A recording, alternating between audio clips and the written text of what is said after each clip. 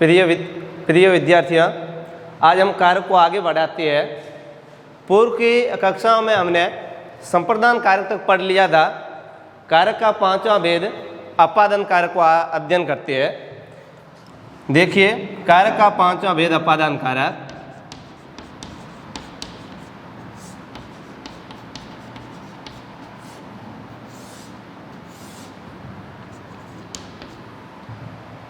वाक्य में संज्ञा या सर्वनाम के जिस रूप से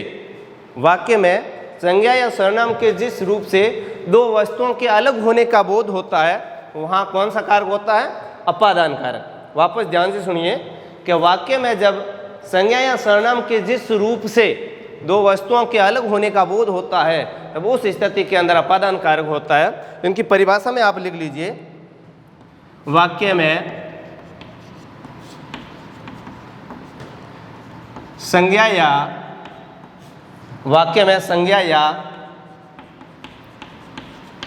सर्वनाम के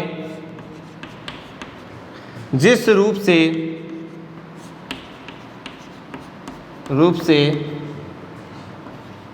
दो वस्तुओं के अलग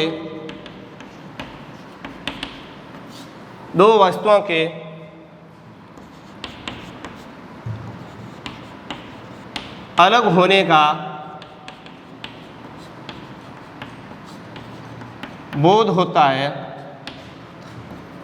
होता है वहाँ अपादान कारक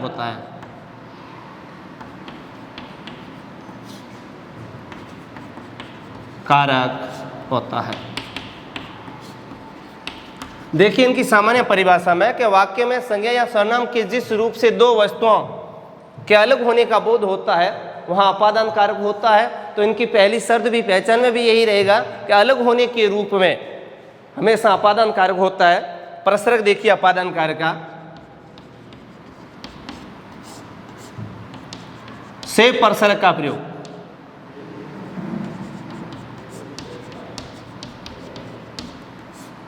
कारक के प्रारंभ में भी प्रिय विद्यार्थियों बता दिया गया था कि प्रत्येक कारक की अपनी एक निश्चित विभक्ति होती है, और यदि दो कारकों की समान विभक्ति होती है तो उनका व्यवहार अलग अलग होता है।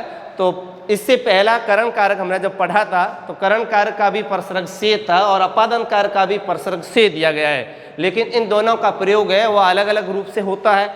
अपादान कारक में से प्रसरक का प्रयोग दो वस्तुओं को अलग करने के रूप में होता है, जबकि करण कारक में से प्रसरक का प्रयोग माध्यम या साधन के रूप में होता है।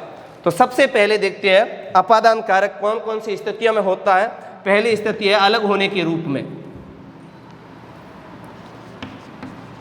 अलग होने के रूप में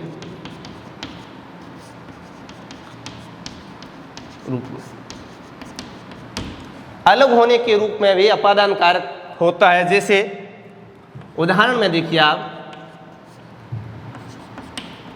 पेड़ से पत्ता गिरता है। पेड़ से पत्ता गिरता है, तो यहाँ पत्ता है वो कहाँ किससे अलग हो रहा है? पेड़ से अलग हो रहा है। तो यह अलग होने के रूप में यहाँ कौन सा कारक रहेगा? अपादान कारक रहेगा। दूसरा उदाहरण, जैसे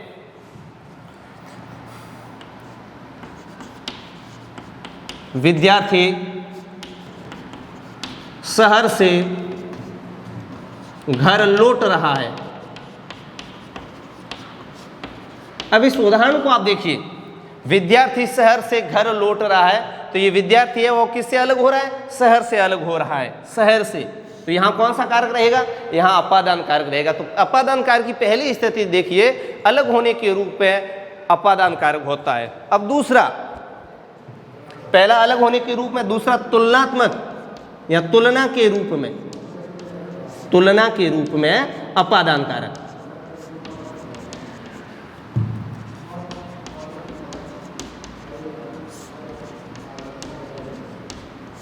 तुलना के रूप में अपादान कारक।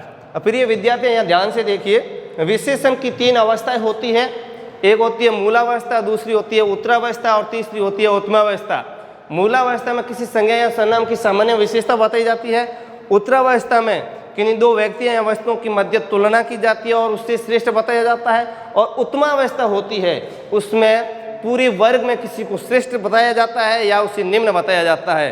तो यहाँ ध्यान से देखिए, मैं क्यों बता रहा हूँ, क्योंकि यहाँ तुलना की योग में विशेषण की उत्तरावस्था या उत्तमावस्था का प्रयोग होता है। देखिए, तुलना के रूप में अपादान कारक, तुलना दो तरह से होती है। देखिए, तुलना दो तरह से किस प्रकार से होती है, एक होती है उत्तरावस्था के रूप में, उत्तरावस्था के रूप में, और दूसरी होती है उत्तमावस्था के रूप में।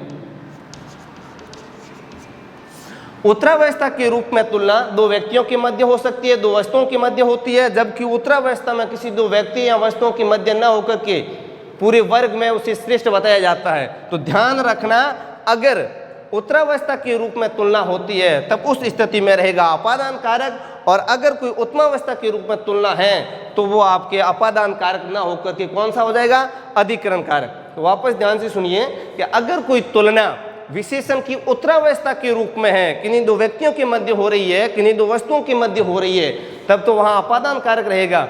और अगर ये उत्तरावस्था के रूप में ना होकर के उत्तमावस्था के रूप में तुलना हो जाती है तब उस स्थिति में रहेगा अधिकरण कारक। अब इन दोनों के आप उदाहरण समझिए। जैसे उत्तरावस्था का उदाहरण आप समझे, रमेश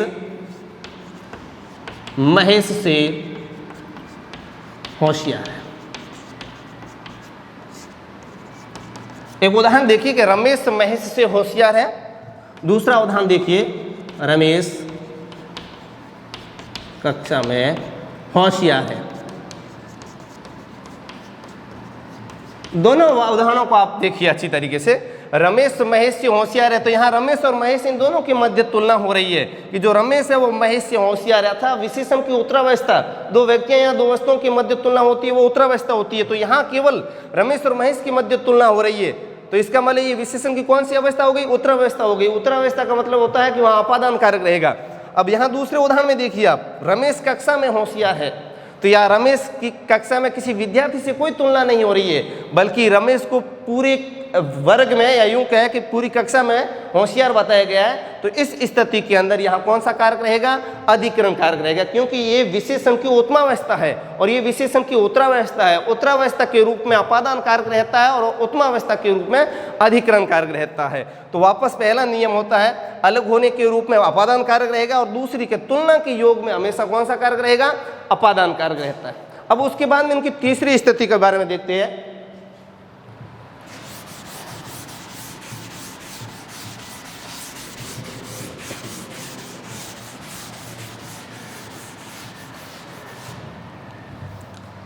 अपादान कारक की तीसरी स्थिति, दूरी के योग में, दूरी के योग में अपादान कारक।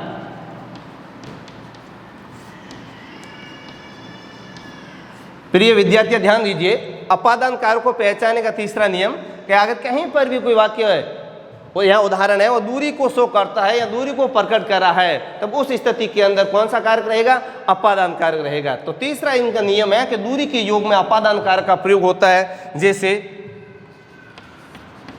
जैसे यह सड़क रानीगांव तक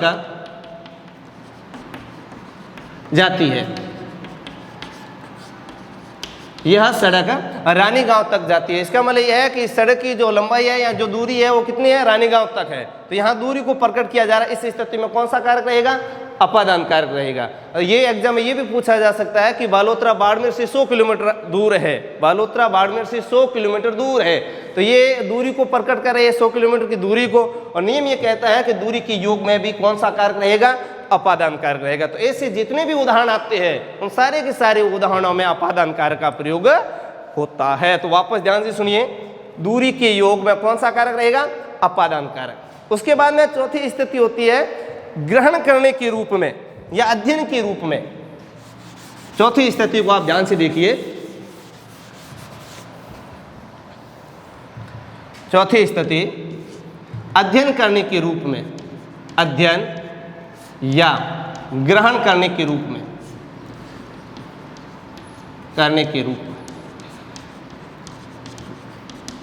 प्रिय विद्यार्थी ध्यान दीजिए, अध्ययन या ग्रहण करने के रूप में भी अपादान कारक का प्रयोग किया जाता है। जैसे मैंने कारक बाबूलाल धंधे से सीखे, माना कि ये उदाहरण है, मैंने कारक है वो बाबूलाल धंधे से सीखे है, तो ग्रहण किससे किया है? बाबूलाल जी से किया। तो ग्रहण करने से या अध्ययन करने की योग में भी कौन सा कारक रहेगा? अपादान कारक रहेगा। वापस ध्यान से सुनिए, अध्ययन या ग्रहण करने के रूप में अपादान कारक का प्रयोग होता है। या यूं कहे कि मैंने धनुष विद्या आचार्य से सीखी है, तब ऐसे वाक्य भी अपादान कारक ही होते हैं। तो उसके बाद में अगला नियम है निषेधता। पांचवा है निषेधता। निषेधता के रूप में, निषेधता के रूप में अपादान कारक।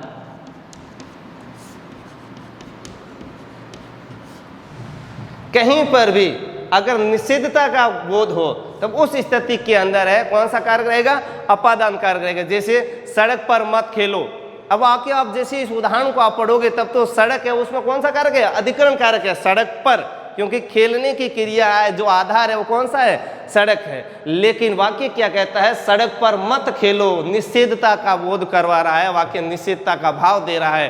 तो ऐसी स्थिति के अंदर कौन सा कारक रहेगा? अपादान कारक रहेगा। निषेधता के रूप में अपादान कारक, जैसे उदाहरण के रूप में आप भले लिख लीजिए, सड़क पर मत खेलो। अब देखो इस वाक्य के अंदर सड़क पर, ये सड़क पर इसमें कौन सा कारक होगा? वैसे अधिकरण कारक होता है, लेकिन आगे वाक्य क्या कहता है कि मत खेलो, जहां निषेधता का भाव होता है, निषेधता का बोध होता है, तो उस स्थिति के अंदर अपादान कारक रहेगा। अन्याय मत कीजिए, झूठ मत बोलो, पिताजी की आज्ञा मत टालिए। तो ऐसे जितने भी उदाहरण होते हैं जो निषेधता का बोध करवाता है, ऐसी स्थिति के अंदर कौन सा कारक रहेगा? अपादान कारक। और उसके बाद में एक और है, जैसे मैंने संप्रदान कारक में पढ़ाया था, दो उदाहरण दिए थे, एक दिया था ईर्ष्या का और दूसरा दिया था घृणा का। दोनों में अंतर भी बताया था, हालांकि दोनों ही भाववाचक संज्ञा है।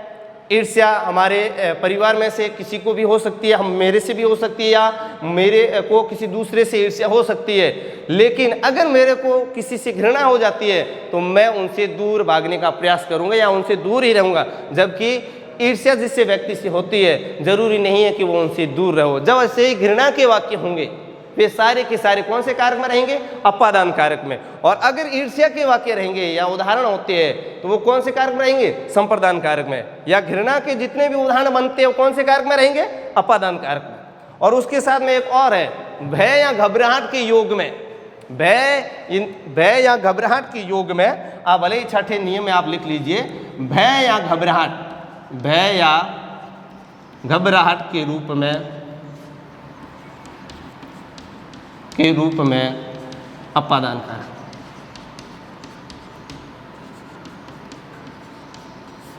भय या घबराहट के रूप में भी कौन सा कारक रहता है? अपादान कारक होता है। जैसे आपके बच्चा बिल्ली से डर रहा है, तो इस वाक्य में भी कौन सा कारक रहेगा? अपादान कारक, क्योंकि वहां घबराहट है या भय हो रहा है या डर हो रहा है। नियम ये कहता है कि भय या घबराहट के रूप में भी कौन सा कारक होता है? अपादान कारक। तो एक बार वापस इन सारे नियमों की तुलना कर लेते हैं। अपादान कारक की से परसर्ग रहता है, से परसर्ग करण कारक में भी रहता है, लेकिन करण कारक वाला जो से परसर्ग है वो माध्यम या साधन के रूप में आता है। अपादान कारक में से परसर्ग का प्रयोग है दो वस्तुओं को अलग करने के रूप में आता है। पहले नियम में ये पढ़ा था, कहीं अलग होने के रूप में या अलगाव की स्थिति में कौन सा कारक रहेगा? अपादान कारक। दूसरा नियम पढ़ा था, कहीं पर भी कोई तुलना होती है तब उस स्थिति में तुलनात्मक अध्ययन में कौन सा कारक रहेगा? अपादान कारक। उसके बाद में आगे पढ़ा था, दूरी के रूप में भी अपादान कारक का प्रयोग होगा। चौथे नियम में पढ़ा था कि ग्रहण या अध्ययन या किसी से कोई चीज सीखी जाती है या शिक्षा को ग्रहण किया जाता है या अर्जित किया जाता है, तो उस स्थिति में भी कौन सा कारक रहेगा?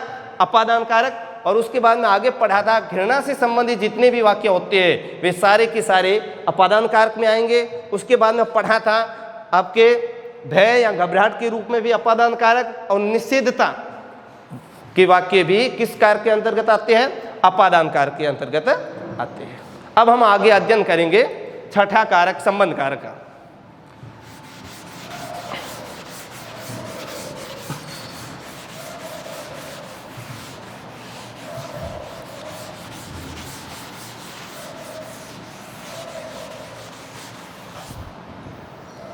देखिए छठा जो कारक है हमारा वो है संबंध कारक।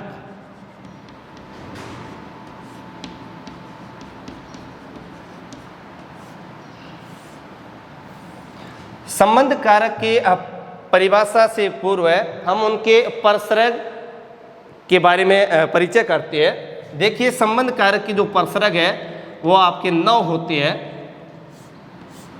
देखिए का, के, की, रा, रे, री, ना, ने और ने। देखिए संबंध कारक की जो विभक्ति चयन या परसर्ग है वो कितने होते हैं? 9 होते हैं। देखिए का, के, की, रा, रे, री, ना, ने। जैसे ही हमने कारक पढ़ना शुरू किया था उसमें हमने 3 शर्तें लिखी थी। तीसरी शर्त ये थी कि सभी कारक या तो संज्ञा रूप में रहेंगे या सर्वनाम रूप में रहेंगे। तो उन शर्त का अब यहाँ उपयोग होगा। देखिए किस तरीके से इनका प्रयोग होता है, ध्यान से सुने। संबंध कारक के जो 9 परसर्ग है या 9 विभक्ति चयन है इनका प्रयोग 2 तरह से किया जाता है। कितने तरह से किया जाएगा? 2 तरह से किया जाता है। इन 9 विभक्ति का प्रयोग है वह 2 तरह से किया जाएगा। एक तो संज्ञा, दूसरा सर्वनाम। पढ़ते समय पहले ही बता दिया था कि सभी कारक या तो संज्ञा रूप में रहेंगे या सर्वनाम रूप में रहेंगे। अब इन परसर्ग का प्रयोग यदि संज्ञा के साथ किया जाएगा तो वो परसर्ग अपने आप में संज्ञा के बाद स्वतंत्र रहेंगे, और अगर इन परसर्गों का प्रयोग सर्वनाम के साथ किया जाएगा तो संयुक्ताक्षर के रूप में किया जाएगा या संयुक्त रूप में किया जाएगा। वापस ध्यान से सुनिए कि अगर इनका प्रयोग संज्ञा के साथ किया जाएगा तो इन परसर्ग का प्रयोग स्वतंत्र रूप में किया जाएगा, और अगर इनका प्रयोग सर्वनाम के रूप में या सर्वनाम के साथ किया जाएगा तो वो संयुक्ताक्षर या इनके संयुक्त रूप में या साथ में किया जाएगा। वो किस तरीके से किया गया, ध्यान से सुनिए। पहले जो 3 परसर्ग दिए गए हैं का, के, की, इन तीनों ही परसर्ग का प्रयोग है वो सर्वनाम के साथ संज्ञा शब्द के साथ में किया जाता है। रा, रे, री, ना, ने इन परसर्गों का प्रयोग है वो संज्ञा शब्द के साथ नहीं किया जाएगा। वापस ध्यान से सुनिए। का, के, की, इनका प्रयोग है वो आपके किसके साथ किया जाएगा? संज्ञा शब्द के साथ में किया जाएगा, और बाकी रा, रे, री, ना, ने इनका प्रयोग है वह संज्ञा पद के साथ न करके किसके साथ किया जाएगा? सर्वनाम के साथ किया जाएगा।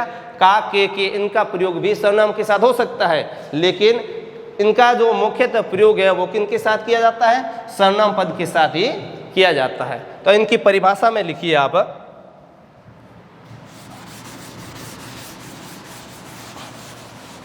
परिभाषा में लिखिए आप।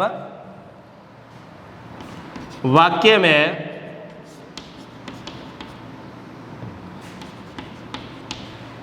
में संज्ञा या सर्वनाम के जिस रूप से 2 वस्तुओं के मध्य संबंध या लगाव का बोध हो,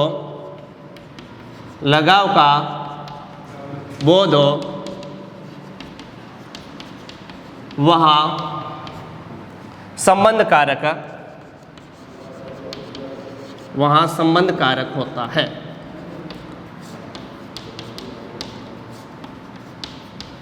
इनके 9 विभक्ति चिन्ह होते हैं। का, के, की, रा, रे, री, ना, ने। का, के, की इनका प्रयोग है वह संज्ञा पद के साथ में किया जाता है। रा, रे, री, ना, ने इनका प्रयोग है अधिकांश सर्वनाम पद के साथ में किया जाता है। और ध्यान रहे जो ने परसर्ग है, एक ने परसर्ग है, संबंध कारक में भी दिया गया है, और इनके साथ एक और कारक के साथ आया था। कौन सा कारक था वो? कर्ता कारक। वापस ध्यान से सुन लीजिए। कर्ता कारक के साथ भी ने परसर्ग का प्रयोग हुआ था कि अगर ने परसर्ग का प्रयोग संज्ञा शब्द के साथ में हो जाता है तब उस स्थिति के अंदर कौन सा कारक हो जाएगा? उस स्थिति में वो कारक कर्ता कारक हो जाता है, ना कि संबंध कारक। जैसे उदाहरण के रूप में आप देख लीजिए यहाँ उदाहरण, राम की माता बीमार है।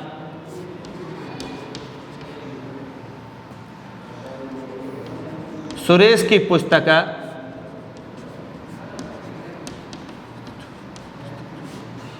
चोरी हो गई। अब यहाँ एक बात फिर ध्यान करने योग्य चीज है, राम की पुस्तक, सॉरी राम की माता और सुरेश की पुस्तक, ये दो उदाहरण दिए गए हैं। संबंध कारक के साथ जो विभक्ति चिन्ह आते हैं वो आपके विभक्ति चिन्ह है संबंध कारक पर निर्भर न होकर के उससे संबंधित जो शब्द होता है उसके आधार पर ही होता है। अर्थात कहने का आशय है कि संबंध कारक के स्वयं का कोई लिंग, वचन या विभक्ति नहीं होती है। वापस ध्यान से सुनिए कि संबंध कारक की स्वयं की कोई लिंग, वचन या विभक्ति नहीं होती है। देखिए राम की माता बीमार है, तो यहाँ आपकी जो ये की परसर्ग है या जो की विभक्ति है ये राम के आधार पर न आकर के कौन से आधार पर आई है? माता के आधार पर, मतलब संबंध कारक की ना होकर के उस संबंध कारक की संबंधित जो पद है या जो संबंधित शब्द है उसके आधार पर आई। अगर यहाँ शब्द लिखे राम का पिता, तो अब यहाँ ये जो का आ रहा है, यहाँ की आ रहा है, वो किसके आधार पर आ रहा है? की माता के आधार पर, वो का पिता के आधार पर। तो इसका मतलब यही हुआ कि संबंध कारक के कोई लिंग या आपके विभक्ति नहीं होती है, वचन नहीं होते हैं, बल्कि संबंध कारक की संबंधित जो शब्द या जो पद होता है उसके आधार पर ही लिंग या वचन आती है। जैसे यहाँ आपके सुरेश की पुस्तक चोरी हो गई, तो यहाँ ये पुस्तक स्त्रीलिंग शब्द है और सुरेश यहाँ पुल्लिंग है, लेकिन उसके बाद में विभक्ति चिन्ह वो स्त्रीलिंग आ रहा है। कि क्यों आ रहा है? क्योंकि जो पुस्तक शब्द है ये अपने आप में स्त्रीलिंग शब्द है। तो यहाँ राम की माता बीमार है, सुरेश की पुस्तक चोरी हो गई। इन दोनों ही उदाहरणों में आपके कौन सा कारक रहेगा? संबंध कारक रहेगा। अब हम उसके बाद में अगला अध्ययन करते हैं, सातवां कारक अधिकरण कारक।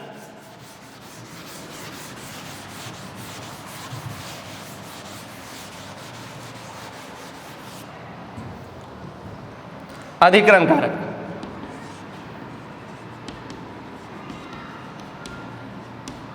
अधिकरण कारक।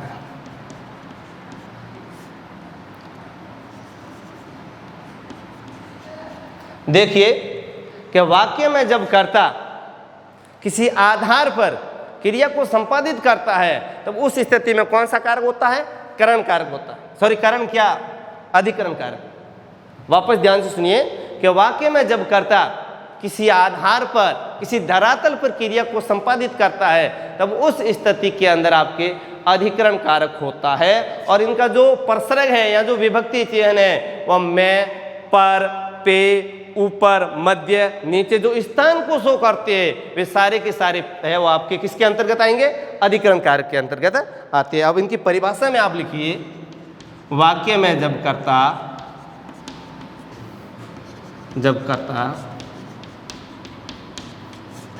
किसी आधार या धरातल पर क्रिया को संपादित करता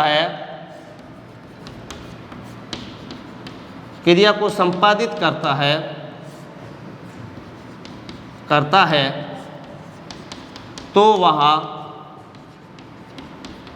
अधिकरण कारक होता है। तो वह कौन सा कारक होता है? अधिकरण कारक, अधिकरण कारक होता है। इनके साथ में जो परसर्ग लगी रहती है वो ध्यान से सुन लेना, में, पर, पे, मध्य, नीचे आदि। कहने का मतलब है जो स्थान को शो करते हैं वे सारे के सारे किसके कारक के अंतर्गत आएंगे? अधिकरण कारक के अंतर्गत आते हैं। जैसे बिल्ली मेज पर बैठी है, बैठने की क्रिया किसने की है? बिल्ली ने की है। और वो क्रिया किस आधार या किस धरातल पर हो रही है? मेज पर हो रही है। तो यहाँ कौन सा कारक रहेगा? अधिकरण कारक। जैसे अध्यापक कक्षा में पढ़ा रहा है, पढ़ाने की क्रिया तो कौन कर रहा है? अध्यापक कर रहा है, लेकिन वो क्रिया कहाँ हो रही है? कक्षा में हो रही है। तो इस स्थिति के अंदर कौन सा कारक रहेगा? अधिकरण कारक रहेंगे। बच्चे छत पर पतंग उड़ा रहे हैं, तो पतंग उड़ाने की क्रिया किसके द्वारा की जा रही है? बच्चों के द्वारा की जा रही है, लेकिन वो क्रिया हो कहाँ रही है? छत पर हो रही है। तो छत वो आधार है, धरातल है जहाँ क्रिया हो रही है। तो इस स्थिति में कौन सा कारक रहेगा? अधिकरण कारक रहेगा। अब एक ध्यान से सुना, अपने मारवाड़ी में जो कहते हैं ना कि आपके क्या मेरा लड़का उस पर चला गया, दादा पर गया, तो ऐसे जितने भी वाक्य होते हैं वे सारे अधिकरण कारक के अंतर्गत आते हैं। जैसे वह नाना जी पर गया, लड़की नानी पर गई, या वो अपने दादी पर गया या दादा पर गया, ऐसे जितने भी उदाहरण होते हैं वे सारे के सारे कौन से कारक के अंतर्गत आएंगे? अधिकरण कारक के अंतर्गत आते हैं। तो वापस ध्यान से सुनिए, कहीं पर भी अगर कोई धरातल या क्रिया धरातल या आधार पर क्रिया होती है तब उस स्थिति के अंदर आपके कौन सा कारक रहेगा? अधिकरण कारक रहेगा। और दूसरा है कि वो उस पर गया है। दूसरा नियम आप लिख दो, आप बोली वह उस पर गया है।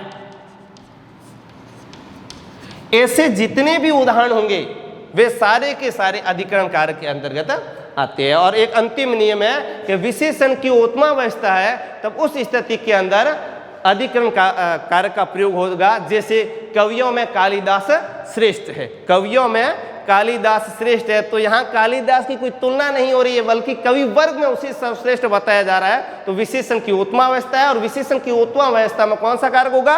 अधिकरण कारक होगा। और बाकी कारकों का अध्ययन हम आगे वाली क्लास में करेंगे। धन्यवाद।